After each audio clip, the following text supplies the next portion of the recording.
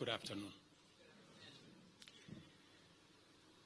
A few days ago, I held very productive engagements with the IBM leadership team in San Francisco, California, where we reviewed the decade-long collaboration between the government of Kenya and IBM. It became clear that a broader conversation was necessary in order to build upon the legacy of this partnership in terms of innovation, achievements, and pioneering development.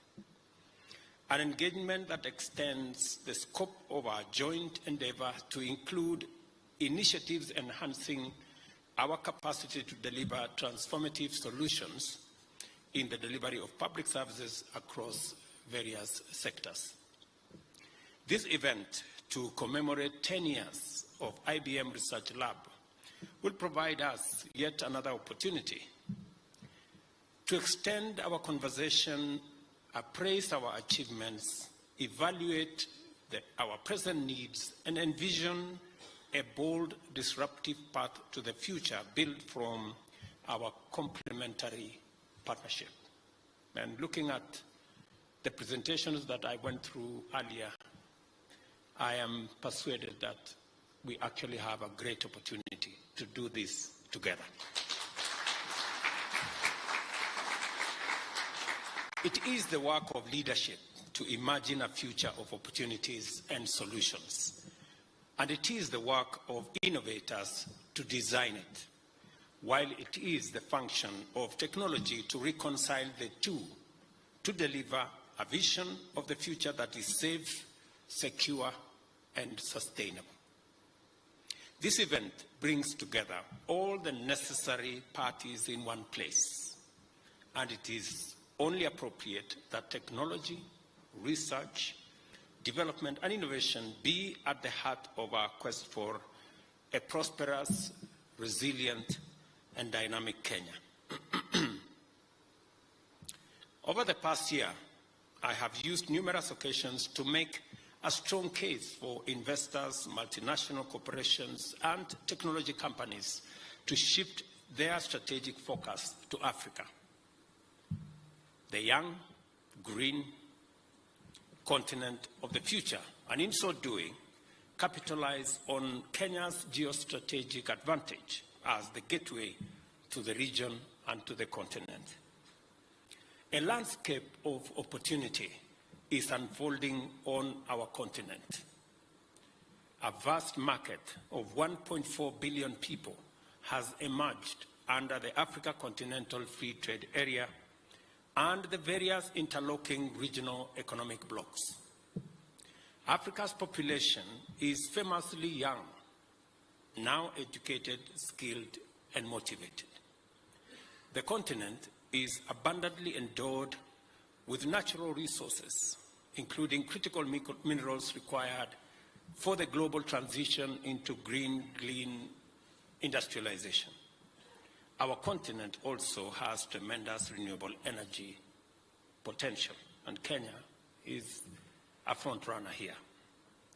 In a world imperiled by impending climate disaster occasioned by emissions from past industrialization, the greening imperative at hand is a matter of existential necessity.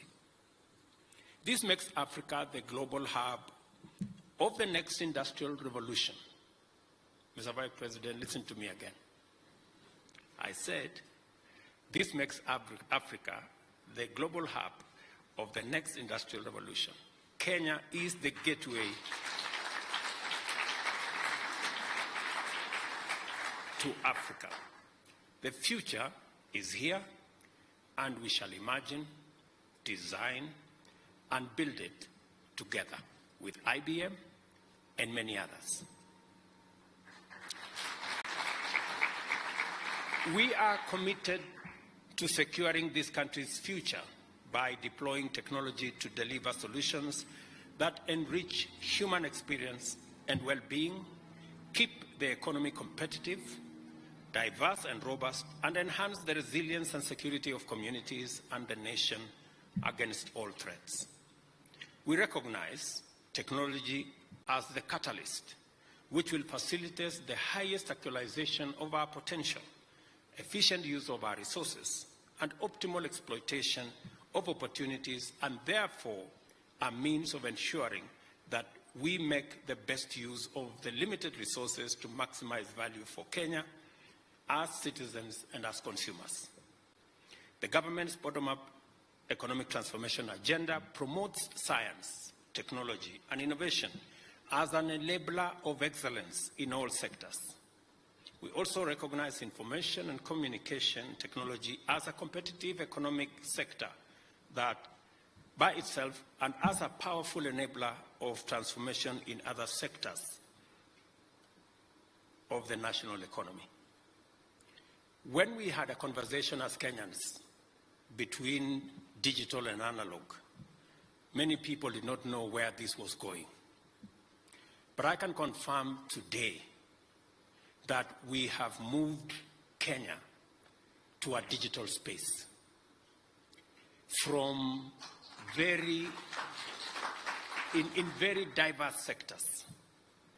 Today we have, and I can mention at least 6 sectors that today we are using technology and the digital place to drive our policy, our programs, and our agenda. One, today we are having a robust conversation as Kenyans on delivery of government services using the digital space. We are moving our analog data, paper, and all manner of spaces into a digital platform. As I speak to you today, we have transited over 10,000 government services onto the digital platform, something that many people did not imagine. Just 8 months ago, we had only 320 government services online or on the digital space. Today, we have 10,000, and next week, I will be launching the digital ID that will make it possible for Kenyans across our country to be digitally identified and to be able to access government services using their digital identity. Number 2, we have delivered our MSME program, including financial inclusion. On the back of M-Pesa, today we are delivering our credit availability and credit rating and credit assessment on a digital platform. Close to 15 million Kenyans have access to the Hustler Fund. 7 million of them repeated customers because of the digital space and because of digital devices. Number 3, we supplied our fertilizer using an e-forger. Many people did not believe that this was doable. We had problems with brokers and middlemen and crooks that stole our fertilizer. But because of technology, this year, we didn't have a single loss to our farmers. Our farmers had access to their fertilizer, and we intend to buy their produce again using a digital platform. We are slowly but surely transforming our agricultural sector using technology. As I talk to you, number 4, in Parliament, there is legislation that is going to make it possible for us to deliver our health programs on a digital platform. We have discussed this extensively with all the stakeholders. I am very happy that yesterday the National Assembly passed the necessary bills. They will now proceed to go to Senate. Those in the Senate will proceed to go to the National Assembly. And in a couple of weeks, we will have built the ecosystem that is going to make it possible for us to deliver on universal health, a challenge that has been with us for close to 17 years. I am very proud that technology will now make it possible for us to deliver our universal health coverage on a digital platform, whether it is registration, assessment of whether they qualify for what category of our National Hospital Insurance Fund, how we are going to process claims, how we are going to pay the claims. Technology is coming in handy, and we are very proud of what we are doing. On the education front, we are using technology to leverage on everything that we are doing, including assessment of students who qualify for different categories of scholarships. What we are calling the mean testing instrument that again leverages on technology. And we are making tremendous progress in that space of education. It has given us an opportunity to turn around and have a new model of delivery of education funding, again, courtesy of technology. I was very happy this morning listening to the scientists and the researchers here at IBM, and already the collaboration between IBM and the Office of the Special Envoy in my office on climate change, that we are now going to use technology, not just to make sure that we keep our promise on the delivery of the planting of 15 billion trees, but it's also going to enable us to find where are we going to do it. But much more importantly, it's going to assist us in the carbon markets ecosystem that I committed that it's going to be one of our very big exports going into the future. Again, I just wanted to give this example as to what technology is doing to us and what the digital space, the amount of scope and partnership that we can achieve and the amount of progress that we can attain working together with partners like IBM. It is our aim, therefore, to turn this country into a hub of productivity and competitiveness by providing ICT infrastructures that enable Kenyans pursue employment opportunities and enjoy market goods and government services conveniently. I just said that in that education space, what our Ministry of ICT is doing with the ICT hubs across the country, the hotspots across the country, is not only to increase commerce, e-commerce that is, but also digital jobs for our young people. So again, technology is working with us. The digital space is giving us leverage on digital jobs, remote jobs that we are already working with various sectors. Under the digital superhighway strategy pillar of our agenda, we are optimizing our position as the gateway of 6 submarine fiber optic cables and the existing potential of 9,000 kilometers of terrestrial fiber optic networks, with another 100,000 kilometers of last mile connectivity to serve every part of Kenya. And as we roll this out, it is an opportunity for companies like IBM and others to work with us to leverage on this space so that technology can help us transform our partnership, our relationship, and also our country. Additionally, the construction of a digital hub for every constituency and installation of free Wi-Fi connectivity at every urban center is underway throughout Kenya. We have enhanced the digitization of government services, as I said, beyond 100,000 government services, and this is why the local assembly of affordable smartphones is critical, and I want to tell you, is underway. More services shall be brought online shortly. with the aim of digitizing every service by the end of this year and employing a unique digital identifier to promote security efficiency and inclusivity in digital service delivery. Concert Technopolis, an emerging science, technology, and innovation cluster, and the flagship of our national project to actualize Africa's Silicon Savannah here in Kenya, is already up and running, and the response from the local, regional, and global technology community is highly promising.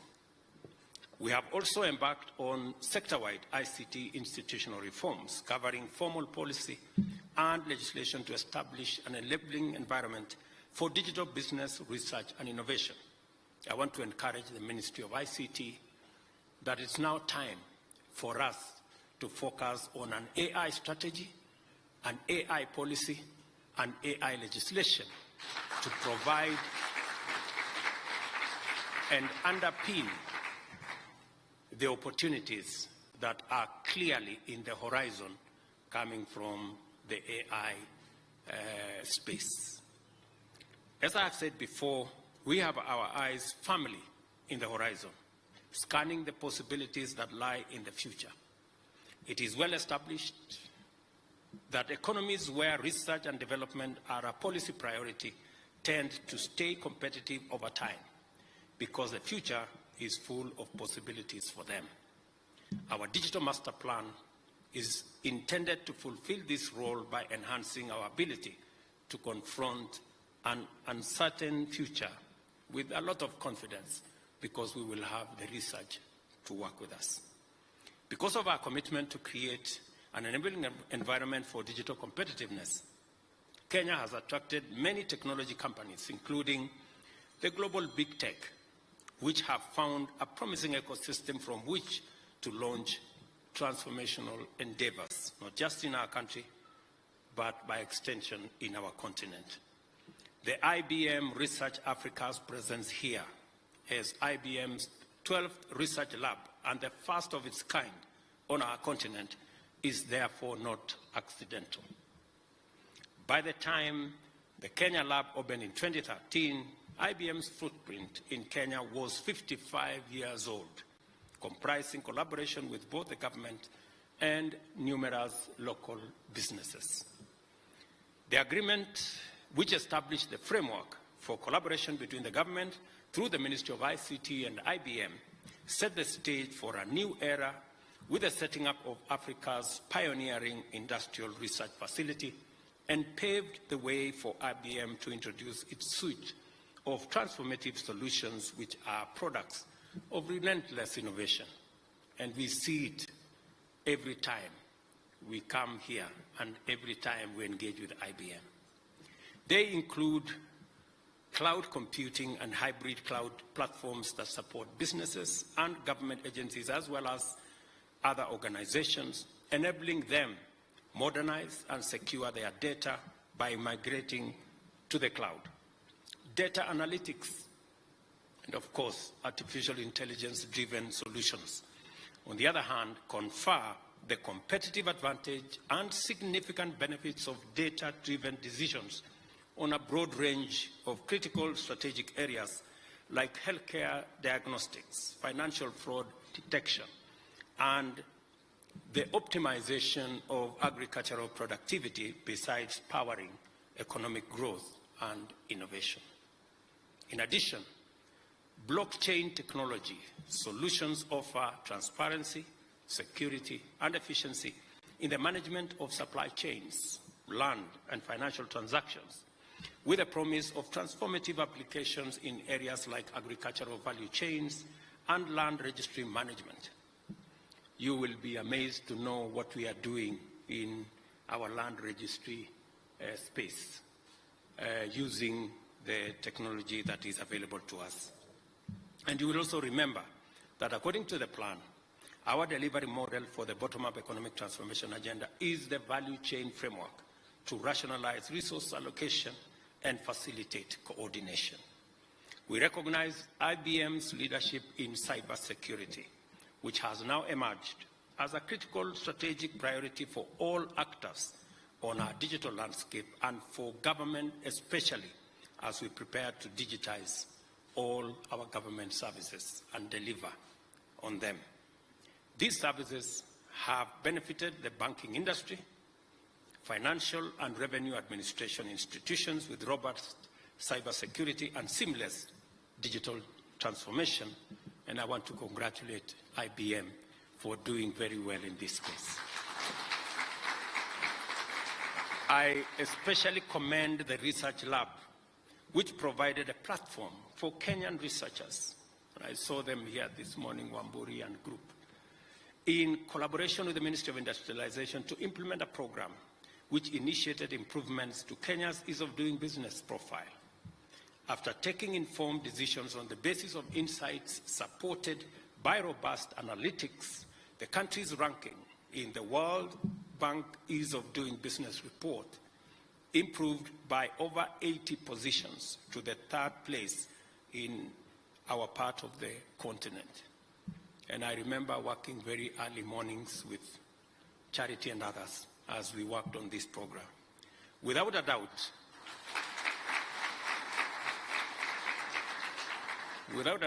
IBM has a solid track record in using technology to facilitate innovation, transformation of productivity, and improvements in competitiveness. I commend IBM for their confidence in Kenyan talent, including researchers and analysts who play leading roles in various projects, including, of course, trusting the directorship of IBM Lab here to our own sister, Charity, there.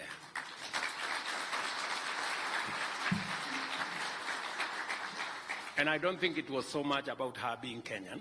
It was so much about her being competent and being able to do the job. This is why on the 10th anniversary of a highly fruitful collaboration, I look to IBM for further progress, especially in training Kenyans in high-end technology skills, including but not limited to facilitating access by more Kenyans to pathways leading to PhD-level qualifications in high-tech science at whatever cost. Of course, including no cost.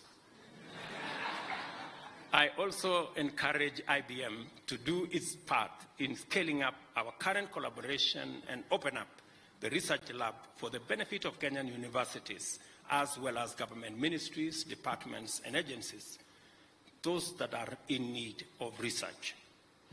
The government of Kenya will set in motion appropriate mechanisms to expeditiously facilitate the extension of the MOU on collaboration with respect to the IBM research lab based here.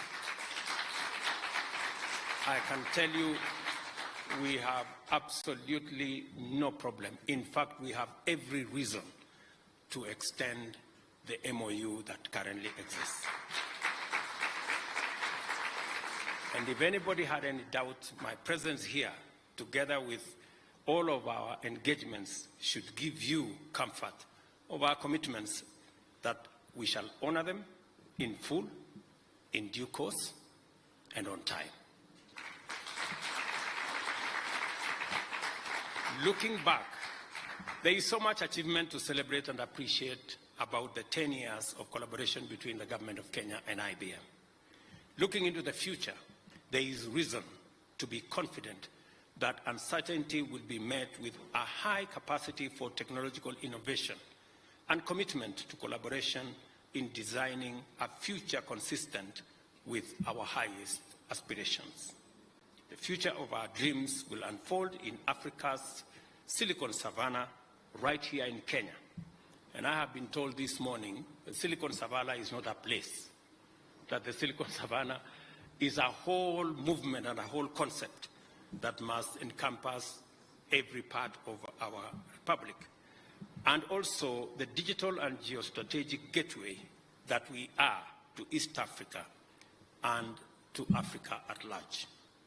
Thanks to collaborative initiatives like IBM Research Africa, that future will be imagined, designed, developed, and implemented here in Kenya together with all our stakeholders. I want to say thank you very much. I am very proud of this moment that we are celebrating success, not just about the past, but we are also confident about the future. It cannot be better than what we have. Thank you, Mr. Vice President, for finding time to come and join us in this celebration.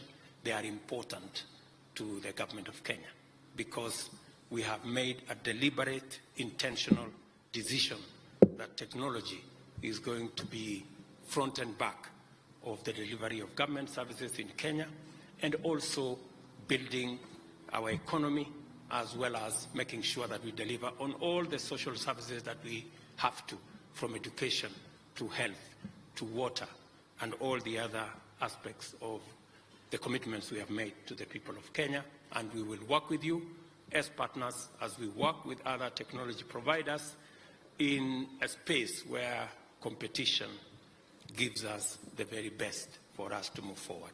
Thank you very much. God bless you.